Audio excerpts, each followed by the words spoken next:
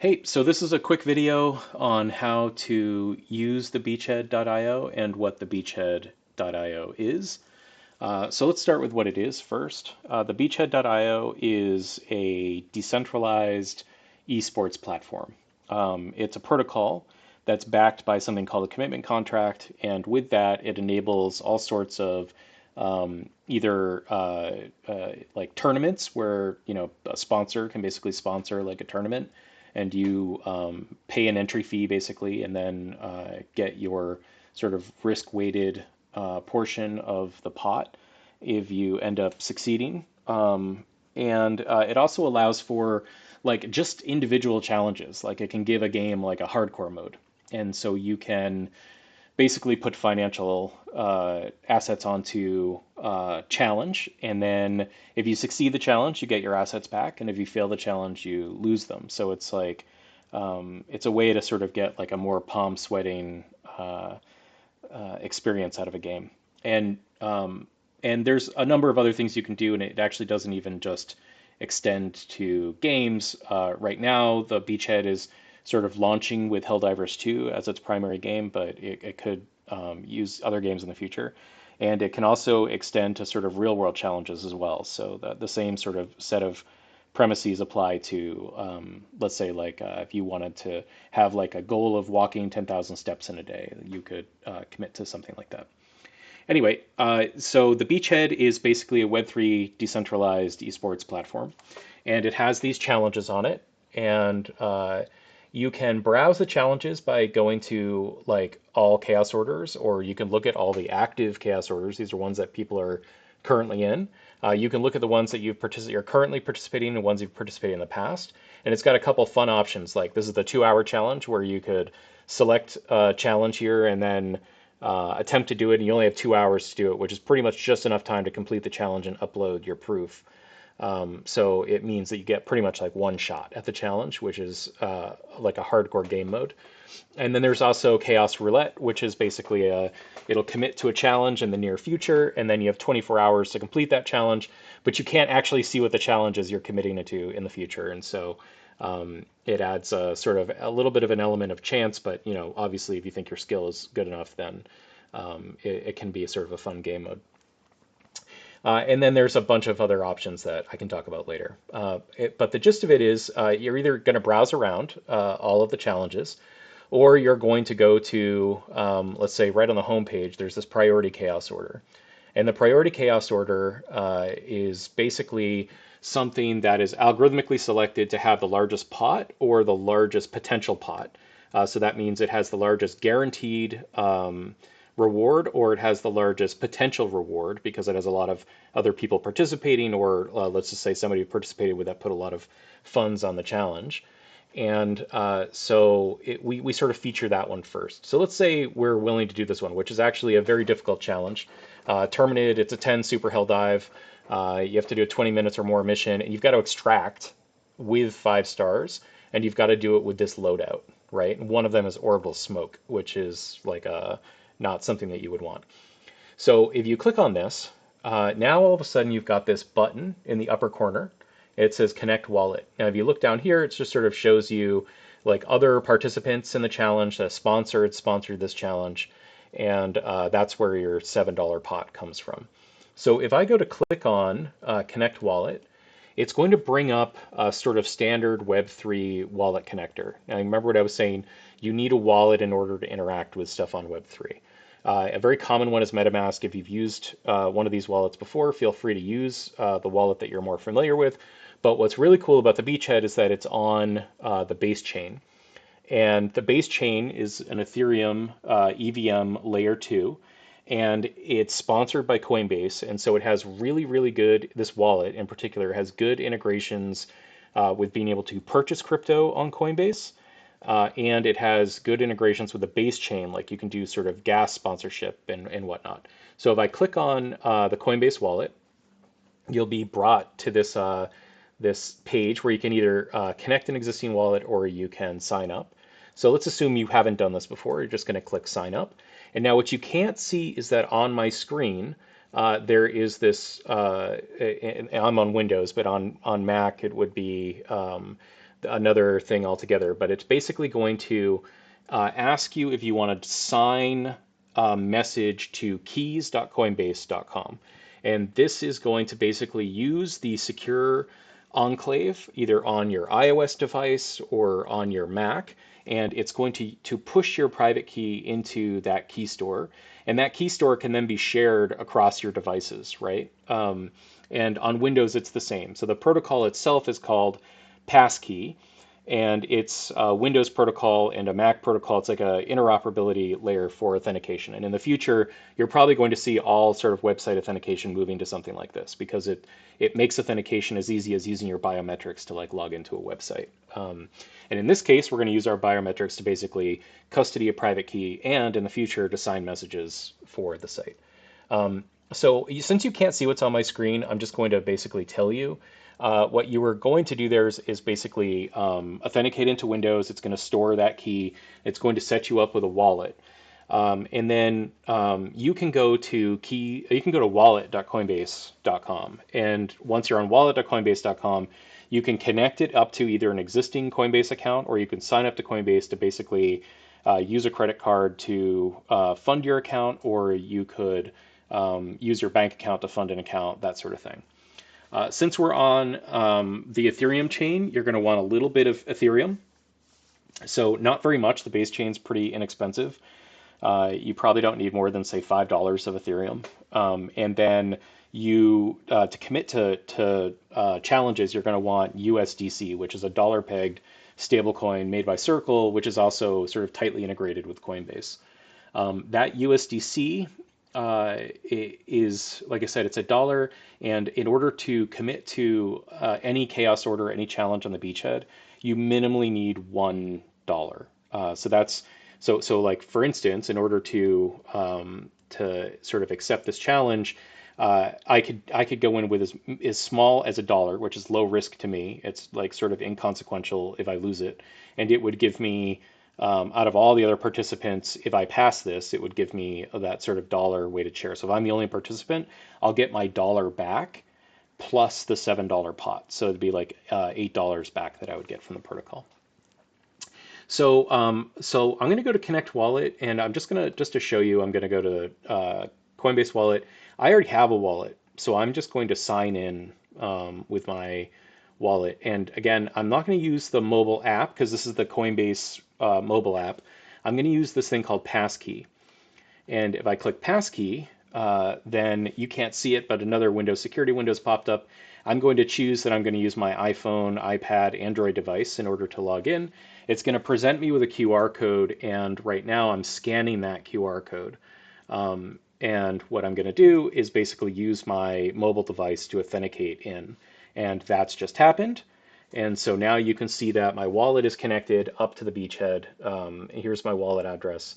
And I'm just going to approve this connection. So I'm going to say approve, and then bang, I'm connected. So now in the upper corner, you can see it's showing me sort of my assets up here. So I've got like 0.029 ETH, and you can see sort of my wallet here as well. Now, if I wanted to see my balance of USDC, I can go to the wallet.coinbase.com. So that link is actually on the About page.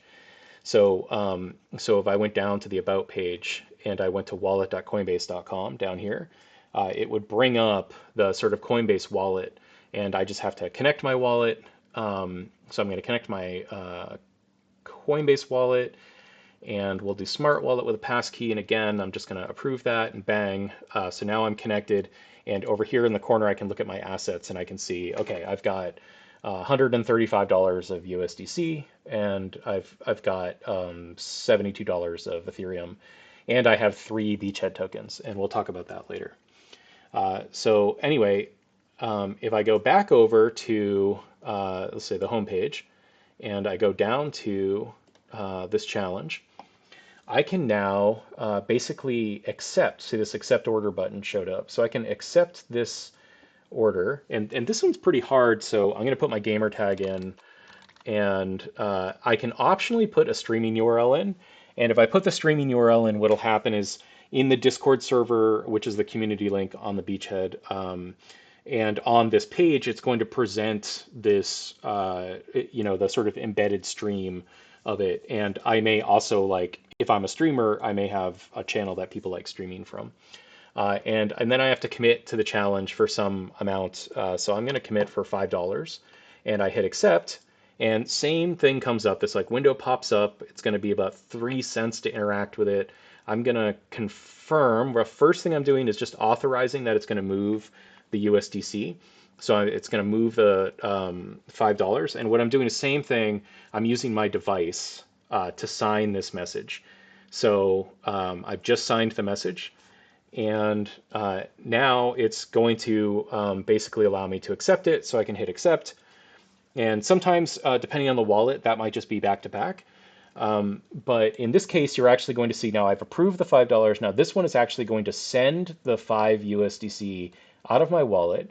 And for as long as there are Beachhead incentives in the original contract, it's going to send me one Beachhead token, and I think that's worth like maybe 36 cents right now. So so I'm going to hit confirm. Again, I'm going to choose my iPhone, iPad, or Android device, and I'm going to click sign on the message, and I'm signing it with my biometrics. So that's pretty cool. And now close, and you can see I'm down here as accepting the challenge for $5. Now, once you've accepted the challenge for $5, you want to record it. So you're going to attempt the challenge, and again, you could attempt the challenge, record it, and then accept it later in order to sort of guarantee that you've like won the challenge if you want. And that might be something you want to do if there's an active pot. And it's a low risk way to sort of dip your toe in the water and get used to how the protocol works. But I haven't done it yet. So like in theory, let's just say I would now go and try and play the game and win this. And I'm just guessing from this difficulty, this could take me 2, 3, 4 times in order to try and pass or fail this. Now, if I failed this challenge, I would hit fail. And if I fail, I don't really even need the proof URL.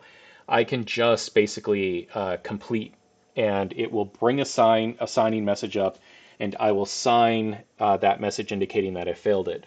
If I self-elect that I failed, that means a judge doesn't have to judge that I failed. And as a reward for that, as a way to sort of reduce that burden on judges, the Beachhead itself, the protocol, will give you half your money back. So I committed for $5, I'd get $2.50 back, right? And then the additional $2.50 would end up getting split. Part of it goes off to the judges to help remunerate them for judging challenges. So $1.25 of that would go off to the judge, and another $1.25 would get added onto this pot. And so if I pass a challenge, however, which is great if you pass a challenge, what I would do is I would put the proof URL in here. So what I'm going to do is while I'm playing the game, I'm using something like OBS or some screen recorder to record the thing. And I want to, when I'm playing the game, I really want to think, what are the judges going to be looking for? So let me give you an example. So if I go to my orders, right, I can see like, okay, I've accepted this one. But here's a good example. This one is in the judgment phase. And let's go and take a look at what I did here. So I've uploaded, this was the YouTube link to this chaos order and me succeeding at it.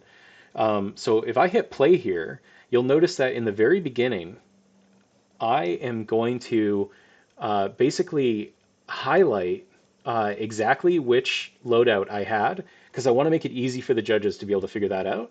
And I want to make sure that on the screen where you're choosing your stratagems, that's really well documented as well.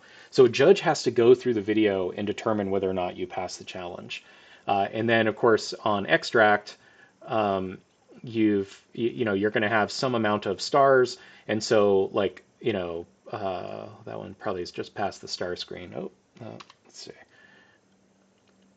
So if I go back like right here, it'll start to tell me how many stars. So we can see on this one, all I had to do was extract I didn't need any stars to pass this mission. I just had to successfully extract. So even if it was 0 stars, I would win. So 0 or more stars, and I end up passing the challenge.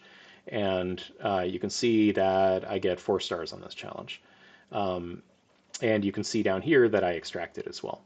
So that's the gist of it. You're going to record the video, you're going to upload it, and then you're going to go to the section that uh, like that basically allows you to prove that you passed the challenge. So if I come down here, I would just say passed, and I would put in the URL for the YouTube video that I uploaded. Now, the one other thing that I'll say here is wait until the YouTube URL is completely done processing.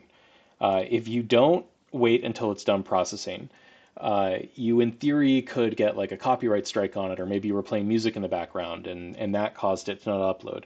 So you want to make sure that you've done that, because the second you do this operation, the second you say I failed or I passed, there's no takebacks, right? So it's all the protocol is just going to do what it's going to do behind the scenes. So you can't fix this. You can't like edit your video and come back and fix it.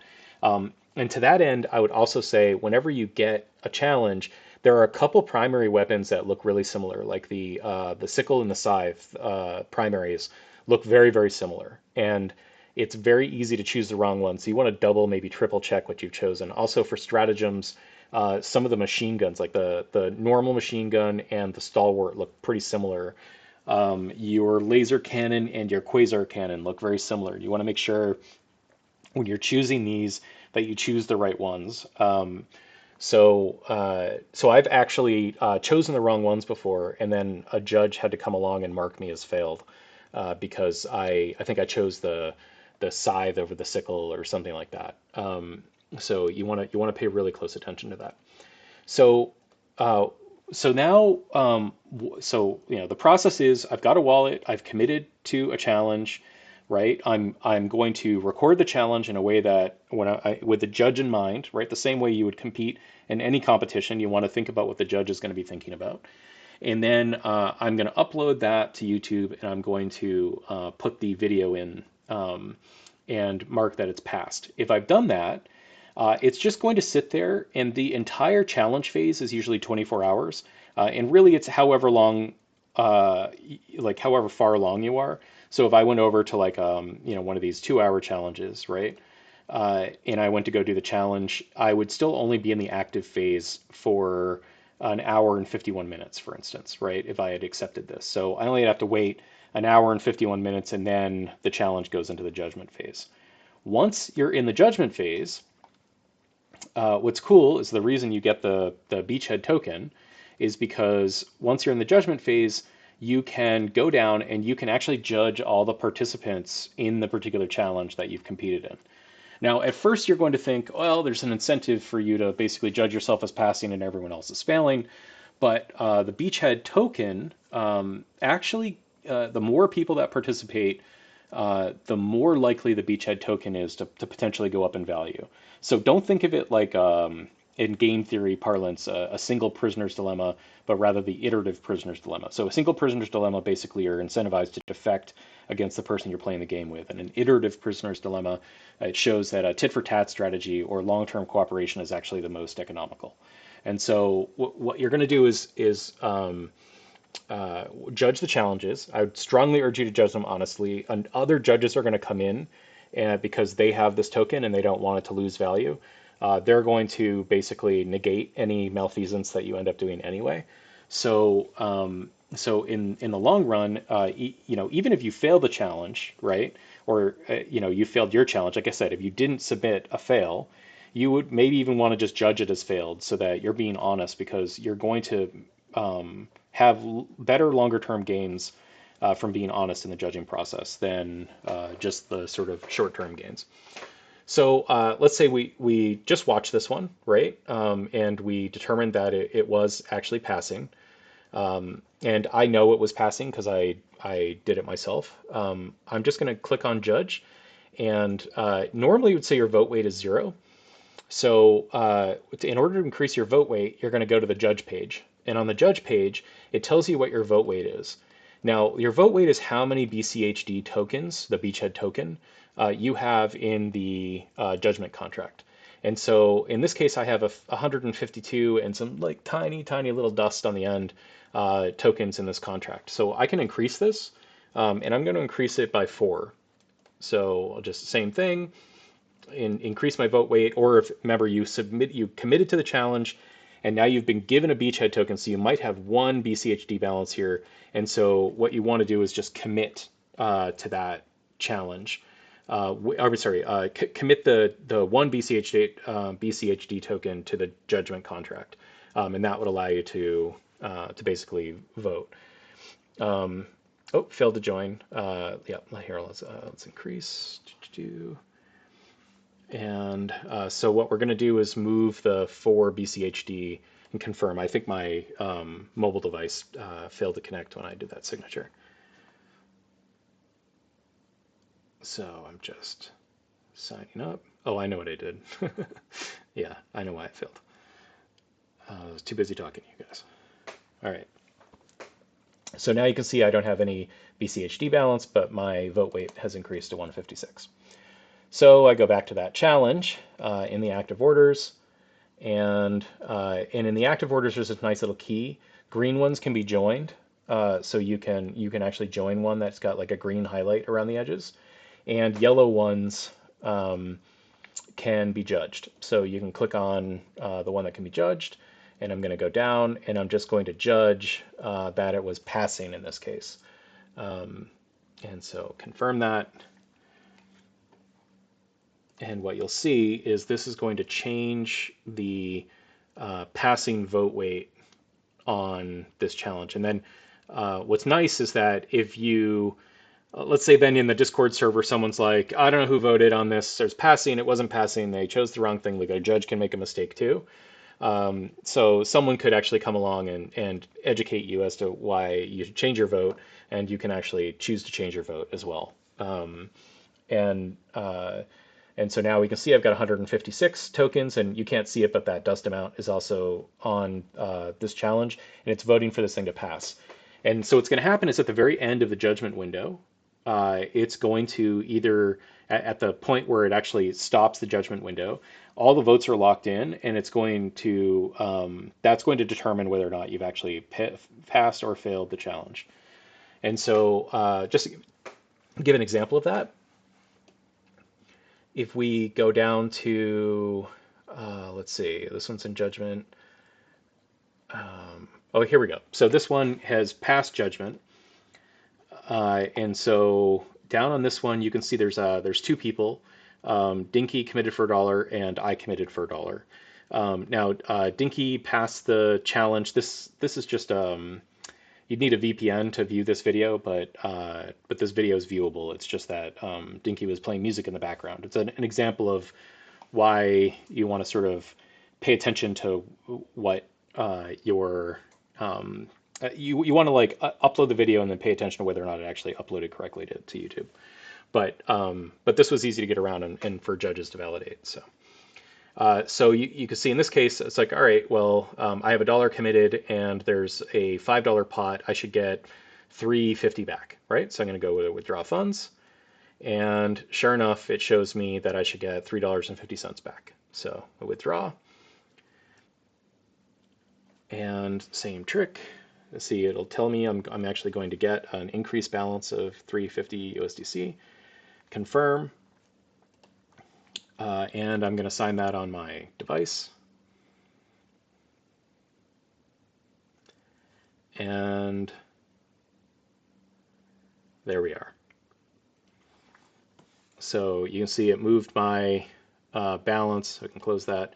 Move my balance to 0, and those funds are back. And you can see now the pot is only 250 with the $1 committed by Dinky here. So if Dinky shows up, he can get his funds back as well. And so that's the gist of the entire flow of how to interact with the Beachhead. As a bonus, you can go to the all order, so you're like going to browse all orders, and you can kind of move around and just sort of browse those. Now, what's cool is you also can go to this preferences page, and I can put in my preferences, and I can actually select all. And let's see if that will work. Oh, this might be a bug. Oh no, it's not. Okay. So it's selected everything. So if you don't happen to have all of the items, or let's say you haven't played in a while and you haven't unlocked super hell dive difficulty and you haven't unlocked, I don't know, like a number of these things, right? Like let's say you don't have the bushwhacker or the crisper, and you can go down and actually mark what you do and don't have. Then when I'm browsing all of the chaos orders, it will highlight in green the ones that I can actually participate in. So you can see I can participate in this one, I can participate in this one, but I can't participate in this one because it has the crisper. And remember, I unchecked the crisper. Now, in theory, I could actually commit to this. It's really just a browser preference that it's showing me what I can and can't commit to. And the other page I'll show you is the My Orders page. So this is chaos orders that are specifically ones that you've committed to. And so it shows you your sort of active ones, and it shows you stuff that's in the judgment phase, and it'll show you stuff that was in the settlement phase. And it's also going to show you all of the old orders that you have ever participated in. And you can scroll all the way down to the bottom, and you can hit load more, and it's going to keep loading all of these challenges that you've done. So if you ever want to look back on a challenge you've done in the past, and of course, if I click on any one of these, it's going to show up with the proof videos for all of the participants on it. And there's a bunch of resources. So if you, I'm just going to, let's go to the homepage. So in navigation, again, I showed you how to add stuff to the judgment contract. You can also remove BCHD tokens. I gave a nice little quick button here to buy and sell USDC. So if you're going to set your wallet up, you get some Ethereum. You can then take the Ethereum and buy some USDC right on Uniswap. So this link just takes you straight to Uniswap to buy USDC. And you can also buy or sell BCHD. So that token that you were given as a reward, or maybe accumulate those over time, you can sell them if you want, or you could buy more if you wanted to judge things in the future. There's an about page. But really quick, the YouTube is just like the YouTube channel for the Beachhead, where we have like AI that like basically posts, takes the videos from challenges and kind of cuts them up and posts them on YouTube. And then the community link goes to Discord. The Discord server is pretty cool because there's a bot in there that's basically going to track which people have committed to which challenges, and it's going to alert you if you're a judge that you've got like something to judge, and it's going to alert you if you're a participant that there's a new challenge you could play. So there's a bunch of sort of like kind of cool chat ops inside the Discord server. And then finally, there's the about page, which is going to give you like a longer form version of what I just gave you, which will talk about, sort of these are the addresses on chain. So this is the, so like, the Beachhead contract, for instance, is just on the base scan. You can actually go and you can see, this is the Beachhead contract, and you can see all of the source code for the contract.